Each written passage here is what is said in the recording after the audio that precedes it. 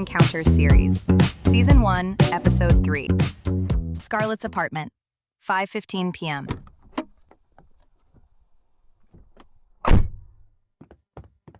Move. Just move. Evie bursts through the door like she's being chased by demons. She doesn't say hello. She doesn't drop her bag. God, that burns. Good burn. Drown him out. Drown out the CEO of the year calling me a moron. Well, hello to you too, sunshine. Scarlet leans against the doorframe, watching the meltdown with the calm of a woman who has seen this movie before. Taking in the scene. Premium alcohol, midday despair. Rough day at the office? The CEO of my company thinks I'm sleeping with my boss. Ah. And are you fucking your boss? No! Then why do you care what some random CEO thinks? Hand it over. If we're doing this, we're doing it right. I'm not letting you drink like a heartbroken freshman pounding peach schnapps in a dorm room. Meanwhile, the executive suite. The air is thick enough to choke on. You want the short version, Cruz? Talk. She's the best hire I've made in 5 years. She's accomplished more in 2 weeks than most ops managers do in 6 months. I didn't bring her in to look good on paper. I brought her in to fix things that were hemorrhaging time and money. Such as? Give me concrete, give me numbers. Fine. 1. Standardized, color-coded reagent prep kits for CRISPR. Single-use, pre-mixed, QR-coded for digital SOPs. No more guesswork. 0 human error. Cruz blinks. The pen in his hand stops its rhythmic tapping. 2. Procurement.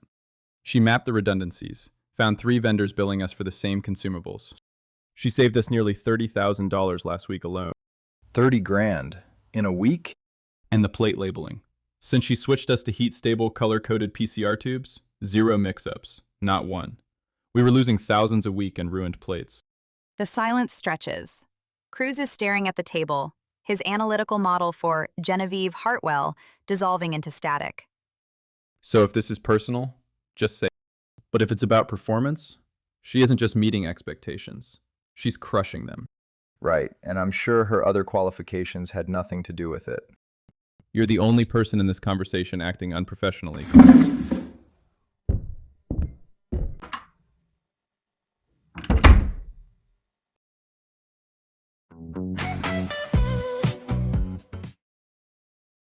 Your problem, Evie, is that you're letting some emotionally constipated CEO's opinion matter more than your actual performance.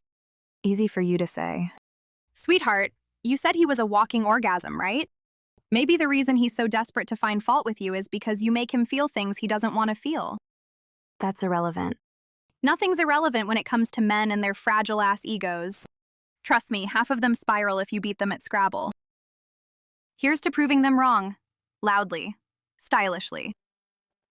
And one badass bitch day at a time. To being a badass.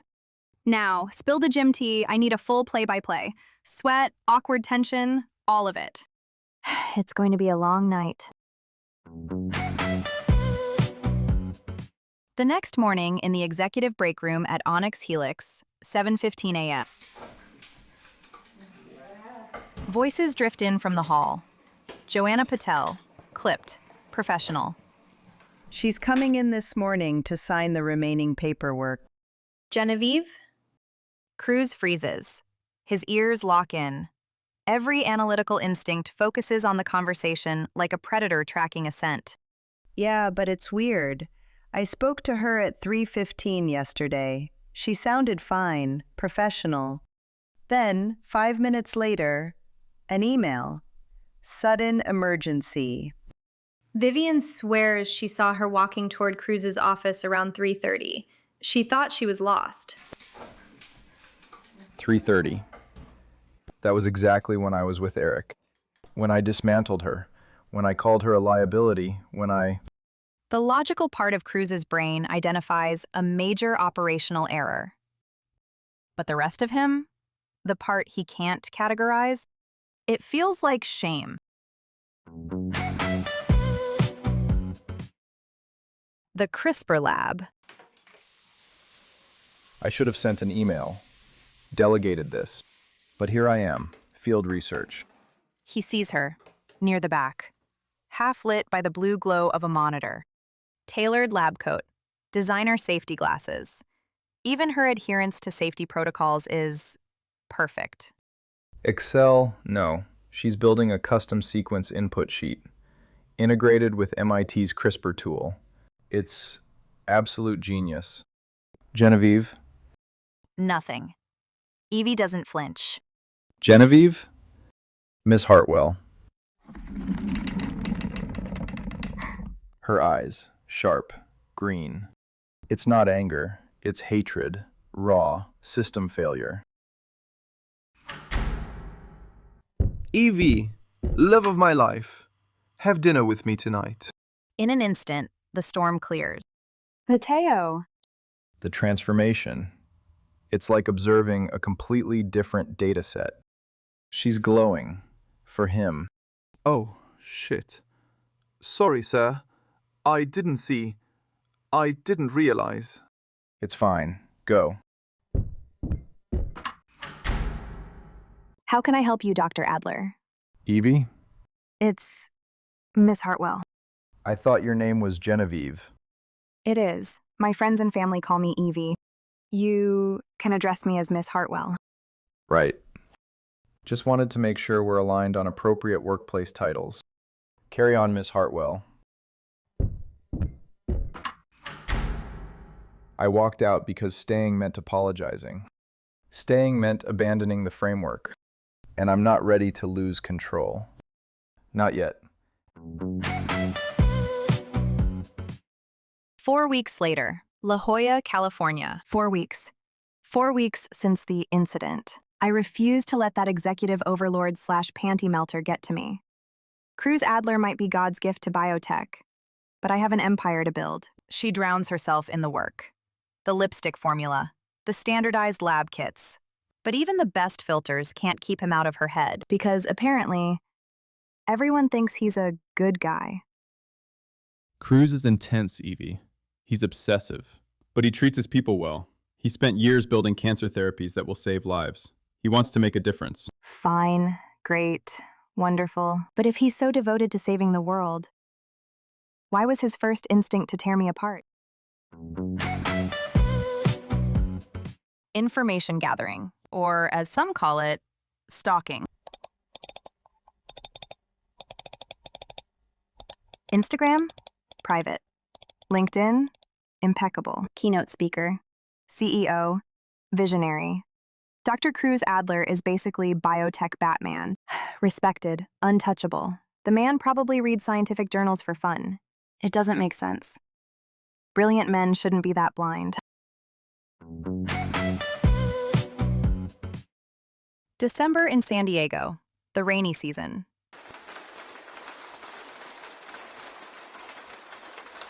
Enough. No more running on the boardwalk. I'm going back to the gym. And if he's there, I'll pretend he's just another piece of overpriced equipment collecting dust. Evie picks the outfit. The high-waisted black leggings, the NASA-grade sports bra, and the electric blue zip-up, draped just off the shoulder. Not that I care. Not that I want him to want me just so I can crush his ego. Obviously not.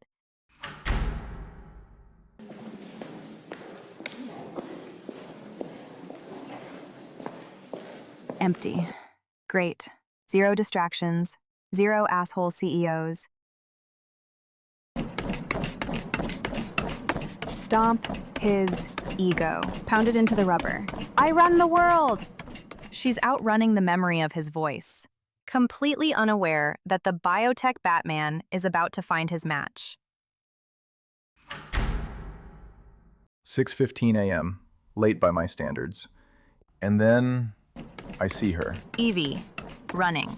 She's running like she's trying to outrun a memory she won't admit still exists. AirPods in, ponytail swinging in a perfect, punishing rhythm. Sweat clings to the dip of her collarbone, glistening under the gym lights. She has no idea I'm here. I'm standing like an idiot, watching her in slow motion, knowing I'm about to be ruined again. Evie shrugs out of her zip-up. My entire nervous system short circuits.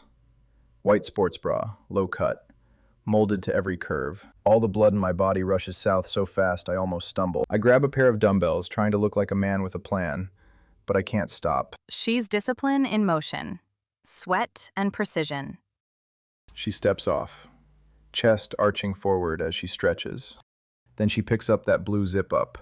She uses it to slowly, casually, wipe the sweat from her neck, down the collarbone, right between her breasts. It's effortless, devastating. It knocks every rational thought out of my head. Then, Evie looks up. Their gazes collide. A smirk, quick and controlled, dangerous as a knife. And just as fast, it's gone. Cool dismissal. Evie walks toward the lat pull-down as if Cruz never existed. Your form's off.